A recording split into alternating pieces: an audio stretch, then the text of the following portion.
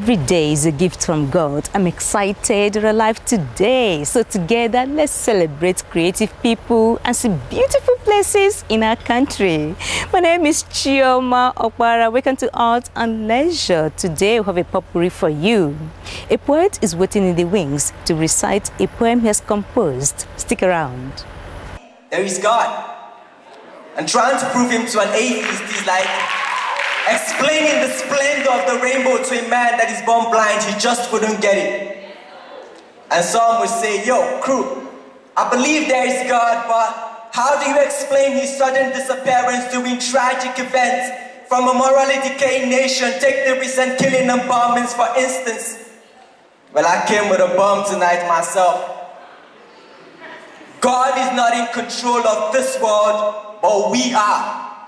And this is not in any way attributed to his alleged demise, but that has given man the power to be gods on earth while he overrules from the skies.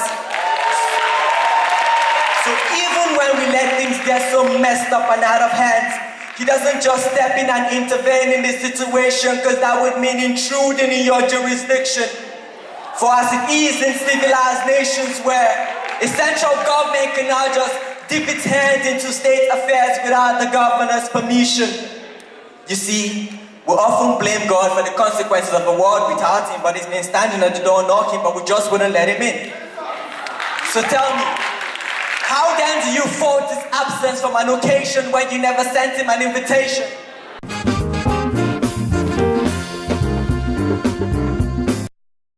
That's deep. I hope that ministered to someone. Thank you so much, Obinna Onoha. He did that piece in Abeokuta in a program tagged Dialogue Through Spoken Word. You're still watching Art and Leisure. It is time for us to talk about performance art. Performance art is as old as man. It is that art form in which an artist gives a performance rather than producing a physical work of art. It could be thought-provoking or simply entertaining. Take a look. Performance art is as old as man. It is deeply rooted in the African culture. During the colonial period, there was this discontinuation of it, because we are made to believe that most of the things we do are from rituals, are fetish and things like that. Performance is the only pure art from Africa, because most of the masks that are popular today are created as performance objects in African for the African culture, for the festivals, for rituals, or without anyone to talk about them. The term performance art was coined in the 1960s in the United States. By 1970, it became a global term, and its definition was a bit more specific. It must be live, it is an art, and it cannot be sold. Jelilio Atiku's piece is titled, I Will Travel in Africa Without Visa. If you want to go to an African country, you have to go and get visa.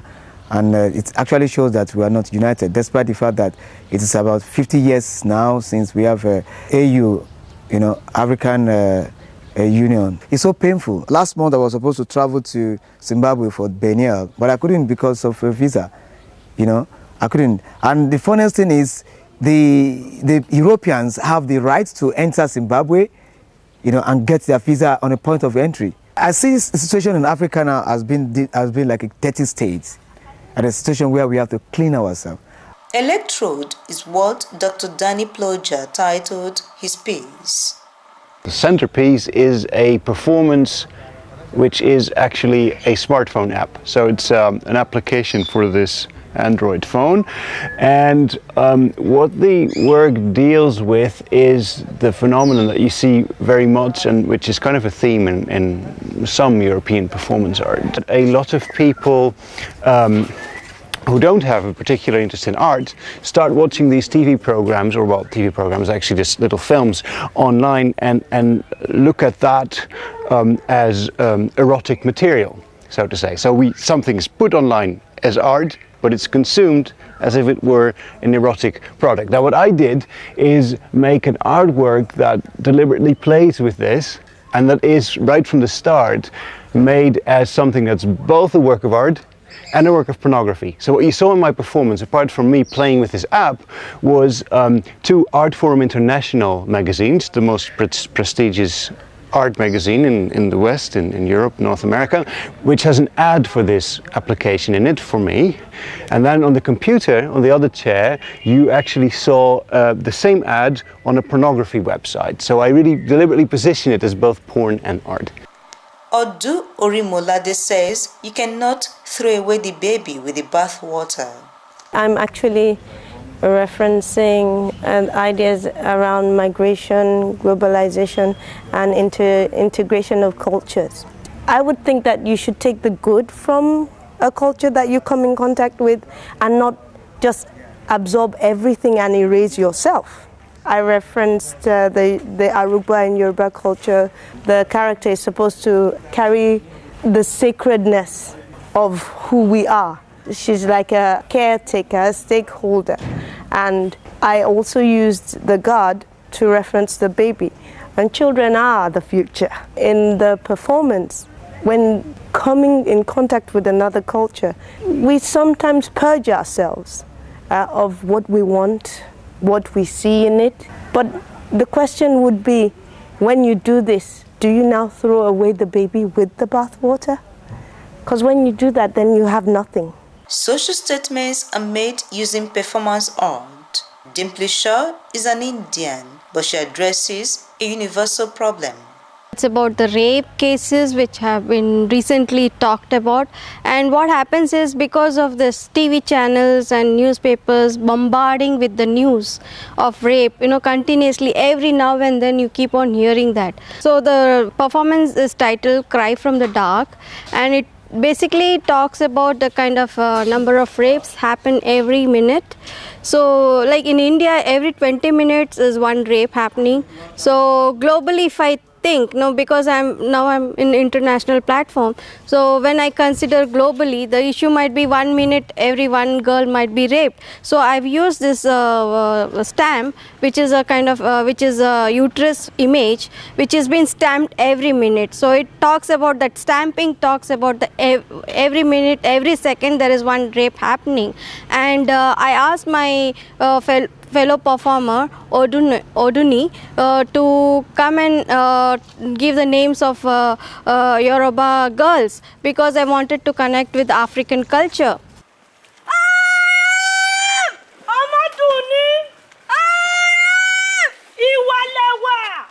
When I said I am, and then she gives the names of Yoruba girls. So it is like I am symbolizing not only my own country, but any woman, any girl in any part of any part of any country.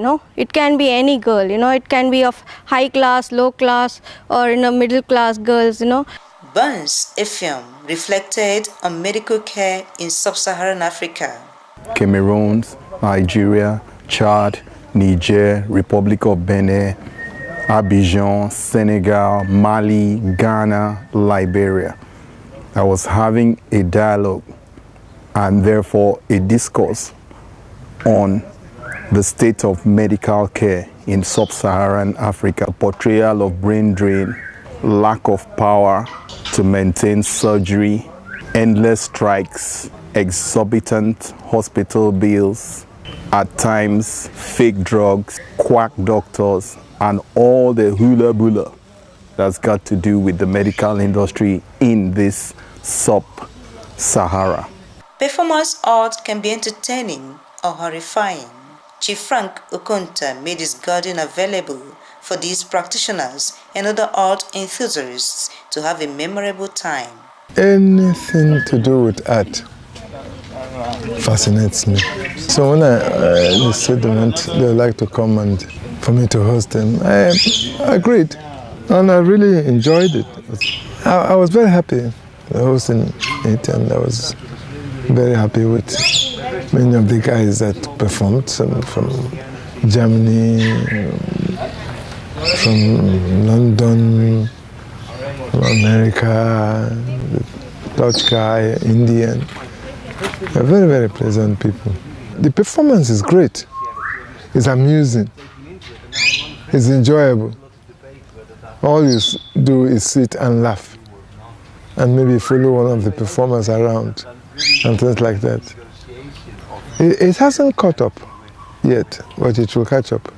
Performance art is studied at degree level in many tertiary institutions. Any issue can be addressed using performance art.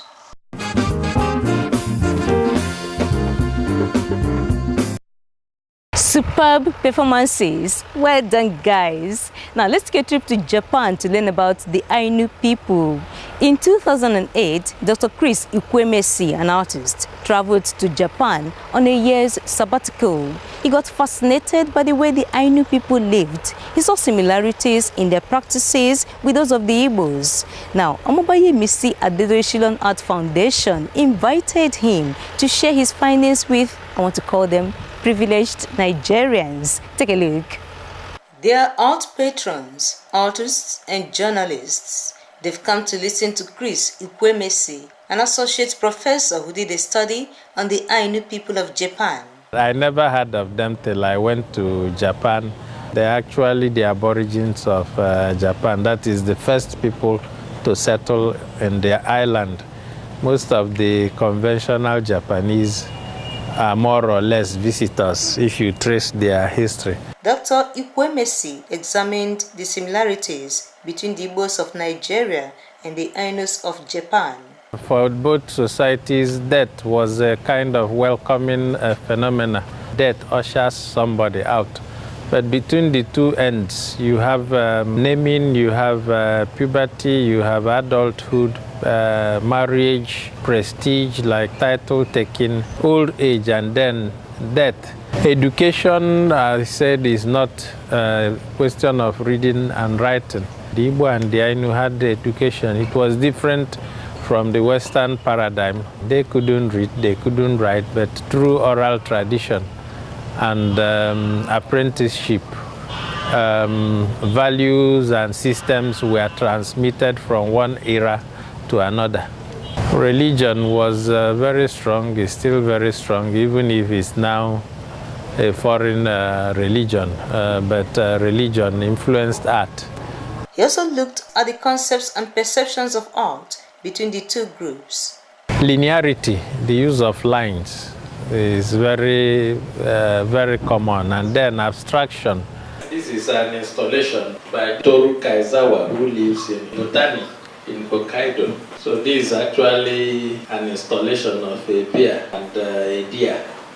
This is another carving by Takeki, a charging bear. He has several of these. I was part of this Thanksgiving in 2009 at the Ainu Museum in Shirahoyi. And this is an annual event when they gather to thank Kamui for whatever. These are the body marks made. I think they get some soot from the back of pots and mix it with some substance and then make these marks. These are the first things somebody learned to carve in Hokkaido because boys were taught to carve from very tender age. This is called Inao, and they are made to resemble flying birds and kept around the houses to ward off evil spirits. These are Ainu Atush. Atush is the kimono. If you look at this, you say Japanese kimono. They are not Japanese. You find out that these are highly decorated. Some of these things take about 2 years to make. Ainu women pounding millet. This masked carved door, you notice the elements. These are Igbo traditional women painters and Igbo kaba. Look at the headdress and compare it with the Abowomo headdress. One wonders if there was some sort of migration for such similarities to exist. I don't think it's an issue of contact or cultural diffusion from migration. It's just to show you that there are things people share as members of the human species. This gathering was at the instance of Omobayemisi Adedoshilon Art Foundation. Is to let us know in this country that there is more to the culture of a people. That culture evolves over time, and that other countries in the world, even if the supremacist cultures are trying to obliterate them. They do everything to preserve and protect their culture because that is their identity. I am worried that in my country, no thanks to the effects of post-colonization, no thanks to the effects of colonization, no thanks to the effects of the supremacist culture around us, we are losing our identity as a people. And that identity can only be found in the culture of the people. Dr. Chris Ikwemesi is a painter, art critic, ethno-esthetician, and cultural entrepreneur. He studied fine art at the University of Nigeria, Nsukka. He graduated with a first class in 1992. He's the founder of Pan-African Circle of Artists and the Emeritus President of the Art Republic. He's an associate professor in the Department of Fine Art, University of Nigeria, Nsukka.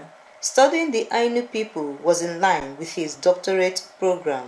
I hope to publish a book, and I hope to take smaller aspects, like take the textile art, you study it in detail.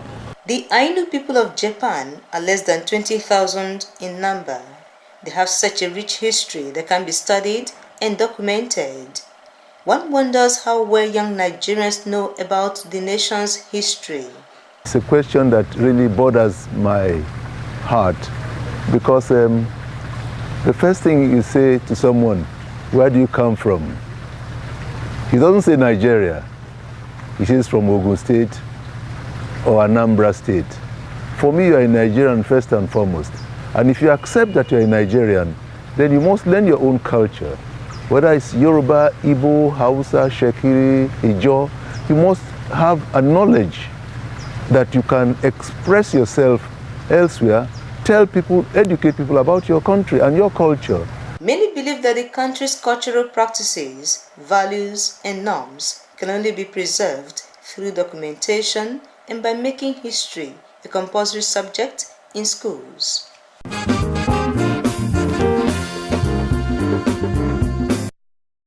Welcome back. Hope that report was informative. Both young and old need to know much about our history. Professor Yodeji Olukoju has been a history teacher for many years. He taught at the University of Lagos. Now he is the Vice Chancellor of Caleb University. Our next report is to update you on happenings around him. Recently, he lost his wife of 30 years, a woman he describes as a Ruby wife and a homemaker. Watch this. Mrs. Abosede Omowumi Olukoju was a lawyer, evangelist, and homemaker. She told us some years back, or maybe besides like about 2 years back, that the Lord had told her that her mansion was ready and that she would soon go. On the 22nd of July, she passed on at the age of 53. Many came to celebrate her well-lived life. She was a very cheerful personality, generous and hospitable. A believer to the core, very humble. Anywhere she found her, wherever we may be doing, it could be anything, birthday, whatever it is convocation, she would still distribute trust. And indeed, she was a woman on her knees. I remember when the news of her death came to me. Our 89-year-old father was in my house. I didn't have an option but to tell him. For the first time in my life, I saw my father shedding tears. I was living with her till I married. So I really thank God on her because she knows God. The Deeper Life Bible Church organized this service of songs in her honor.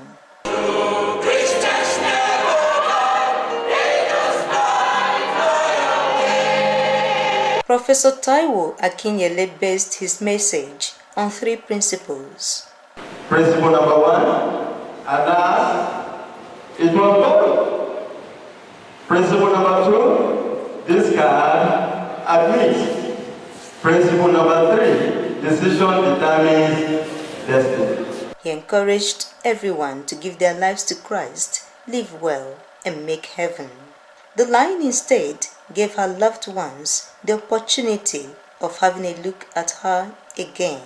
Abosede Omowumi was married to Professor Yodeji Olukoju, the Vice Chancellor of Caleb University, for 30 years. She was my chief supporter on every venture. For example, when I didn't want to drive on the streets of Lagos and I was afraid, he said, get inside the car, I'll sit beside you. And I did, and we drove down to the Unilag here. Again, when I applied for a job at Caleb, even when I was not too sure, she was confident that I was going to get the job. So she had greater confidence in me than I had in myself. And she was ready to make any sacrifice for that purpose. She was a constant companion. She was ready to support me on every venture at the drop of a hat. And she was a woman who never gave me cause to suspect her or to doubt her. Absolutely loyal. I call her a Ruthian wife because she was like Ruth or the Bible. And she sacrificed her career for me and for the children. So she can't be forgotten. She will live forever in my heart because that's where the great people of the world live, the hearts of those who love them. And seeing the children, I know that surely she has reproduced herself. So her life of prayer, her life of faith, her life of devotion, and a wholehearted, single-minded devotion to any cause she believed in. Those are the enduring things that I remember her for. And those things, and usually she was the spiritual policeman in the house, whether in terms of family devotion, fasting, tithing, whatever, and she led by example. She was actually a leader in her own right. And therefore, she wasn't a wife in the conventional sense of a wife being number two.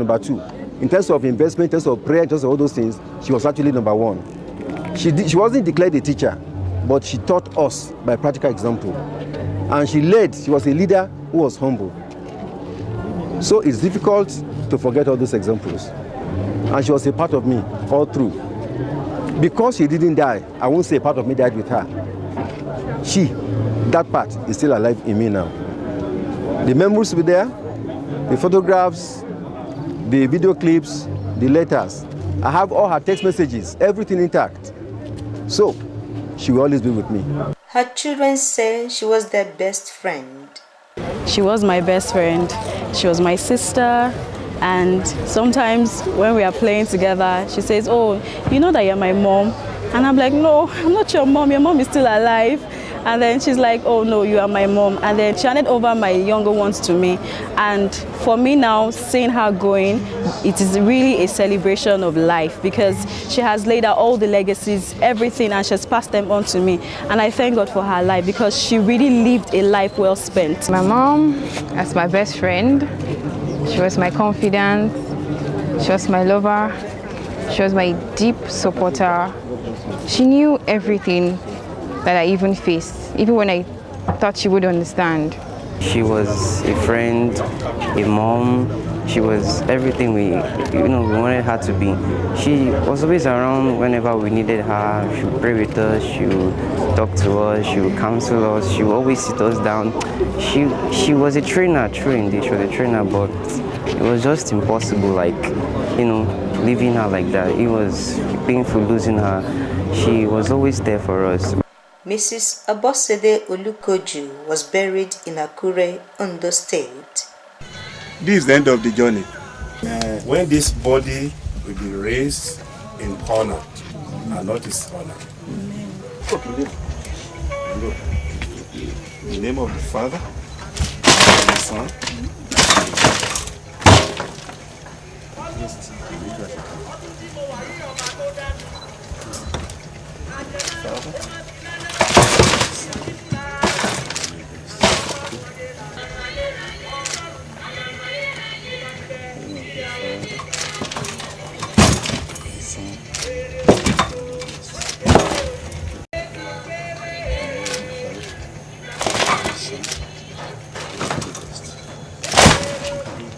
Family and friends believe she's with God in heaven.